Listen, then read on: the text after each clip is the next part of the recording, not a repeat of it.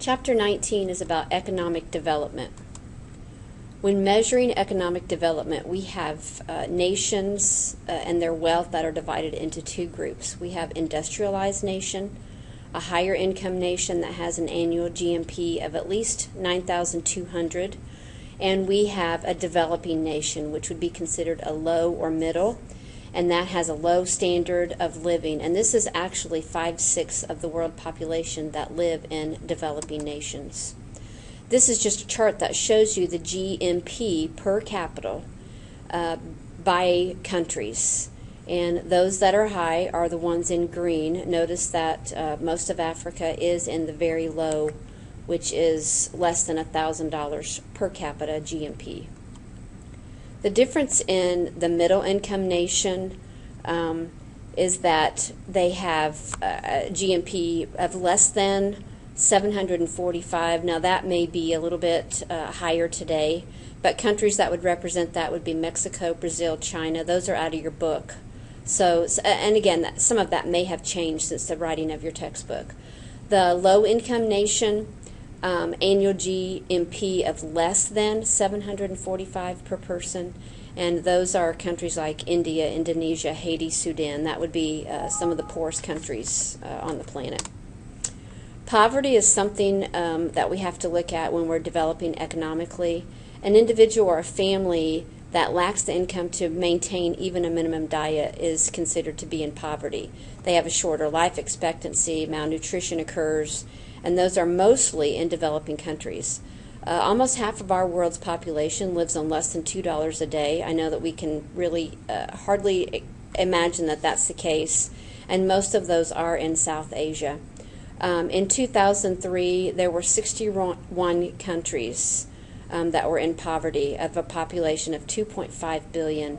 And those include problems such as crime, disease, and violence that happen due to extreme measures and desperation. And this is a chart that shows malnutrition and the percentage of children under age 5 that are living in countries that are malnourished.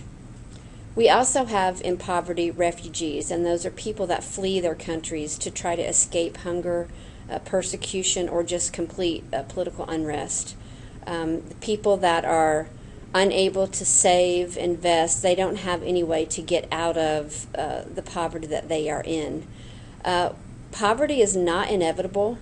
It does have answers. There are ways to get out of poverty, and through some type of economic development, we can lower the percentage of people that are living at those poverty levels. And a market economy is a way to move toward economic development and get countries out of poverty by trading with other countries, by having competition. And the government has a really large role in promoting that trade and building a type of infrastructure within the countries. When we look at infrastructure, we're looking at what kind of transportation do these countries have? What kind of communication systems do they have? Do they have running water, power lines? Do they have public institutions where kids and adults can actually be educated to better themselves?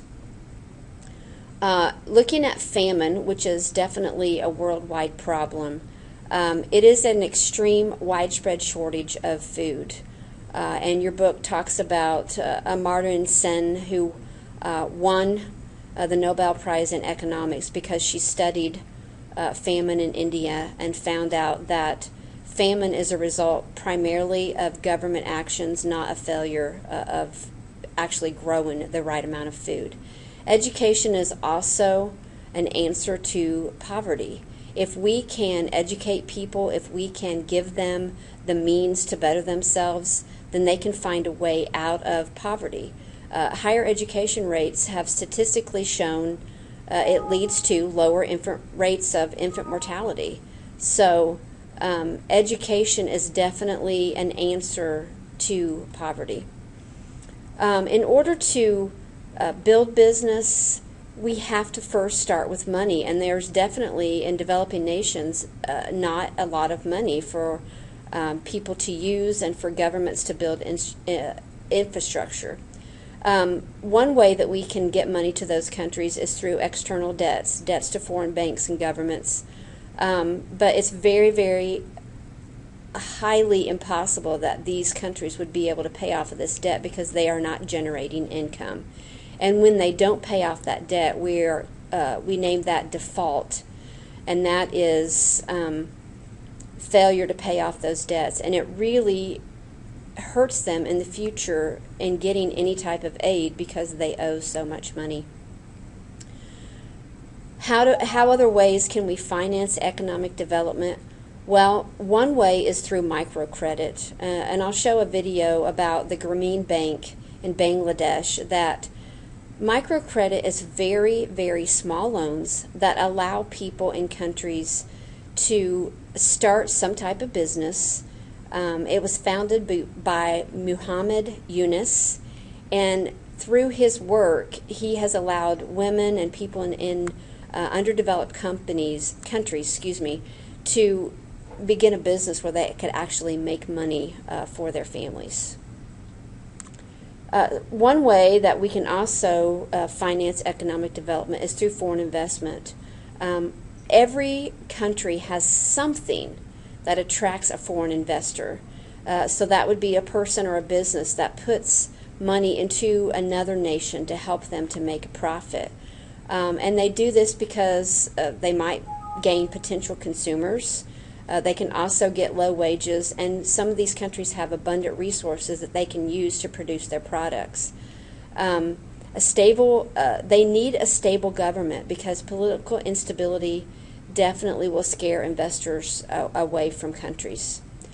Foreign aid is another way that we can foster economic development and finance it. Foreign aid is money that is given, or maybe even goods and services, from one nation to another nation. Economic assistance is defined as loans or even grants that don't have to be repaid to build buildings to improve a nation's infrastructure, like their streets, bridges, roads, schools. And then another way is through technical assistance, which is just sharing of knowledge. So if we can go to other countries and teach them how to build things, how to grow things, then we can also help them to develop economically. And you can look at this graph. This is foreign aid by dollars that is giving to other countries. And notice that the United States definitely gives a lot of money away to other countries. Another form of foreign aid is in military assistance, and you've seen this many times in Iraq and Afghanistan, where we go and help them, train them, work with their military police over there. And then there's humanitarian aid that we see, for instance, when Haiti had the earthquake that was so devastating. Our country sent medical supplies. There were doctors and people that went over there to treat those that were injured. Sometimes they will drop food in order for these people to have something to eat. So humanitarian aid helps reduce suffering. It definitely expands a nation's market for exports. It brings about new opportunities for foreign investment in that country.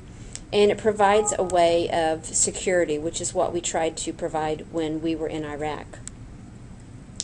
And another graph showing the suppliers of foreign aid. And this is a percentage of foreign aid by a percent of a country's GNP.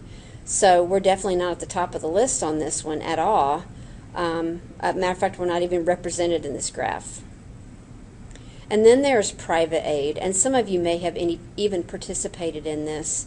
When you have given money, maybe through a text message, through Verizon or a phone company, or you have called the American Red Cross and said, I would like to donate to this cause. So this is basically when people, private citizens, and organizations give money to developing nations to help them. And in the tsunami and things that have happened, you may have experienced those that just gave a form of money, and they call that remittance or payments. And this is just used to help families